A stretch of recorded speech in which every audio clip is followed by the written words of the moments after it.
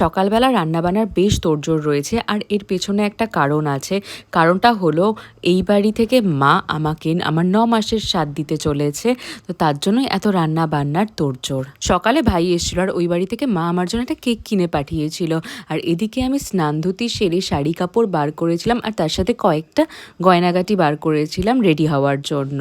এখন যতটা সিম্পলভাবে থাকা যায় ততটাই আমার পক্ষে কমফোর্টেবল, তাই শুধু যা শাড়িটাই পরেছি আর কয়েকটা গয়না, কোনো মেকআপ নেই, একদম সিম্পল একটা লুক।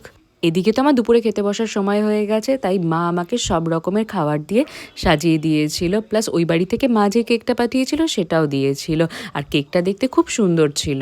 এদিকে টুকটাক আশীর্বাদের তোড়জোড় চলছে, আর পুরো ব্লগটা স্কিপ না করে দেখতে থাকো।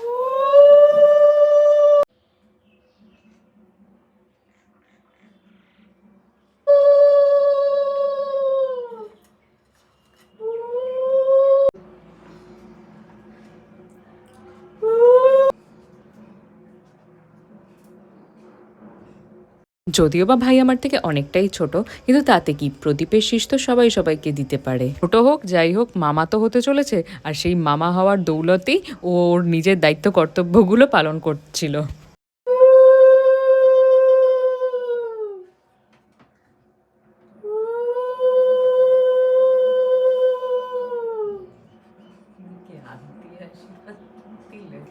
তারপর আমার 9 মাসের চাঁদ উপলক্ষে যে পায়েসটা বানানো হয়েছিল সেটা আমাকে খাইয়ে দিচ্ছিল মা। টোটাল আমার মনে হয় 3বার খাইয়েছে।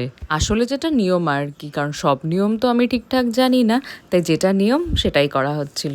তারপর যে কেকটা ছিল সেটা আমি আর সায়ন মিলে কাটলাম, কারণ এই কেকটা কাটার পরেই তারপরে আমি খেতে বসবো বলতে অর্থাৎ ভাতটা খাবো।